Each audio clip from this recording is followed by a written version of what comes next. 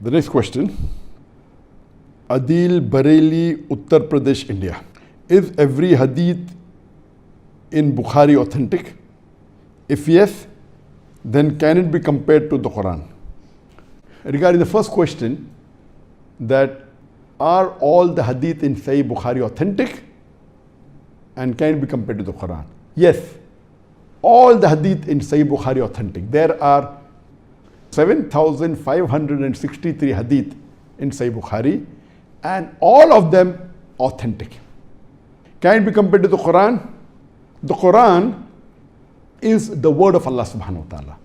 The Quran is verbatim the word of Allah subhanahu wa ta'ala, which was revealed to our beloved Prophet Muhammad sallallahu alaihi wasallam through Archangel Gabriel. Then the scribes, the Sahabas, they wrote down, and Prophet Muhammad sallallahu alaihi wasallam checked it up personally. He asked them to recite it. He checked it. If there was a mistake, he corrected it.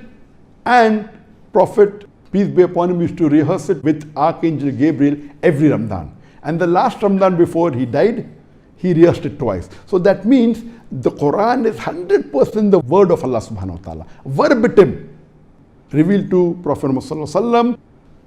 The Prophet dictated to the Sahaba, they wrote it down, he counter-checked it, he revised it with Archangel Gabriel. So Quran is verbatim, word to word, without a difference even of a letter.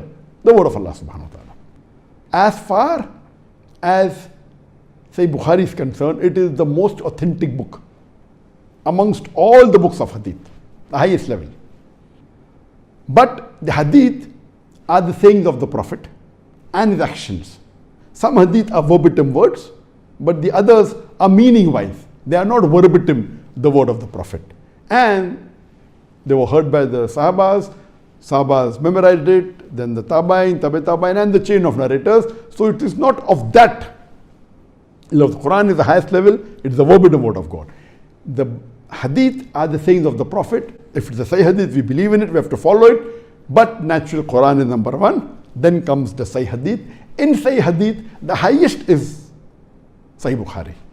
And it's ijma amongst the Ahl Sunnah wal Jama'at scholars, among the Sunni scholars, that after the book of Allah, after the Quran, the next in authenticity, the next to be followed is Sahih Bukhari.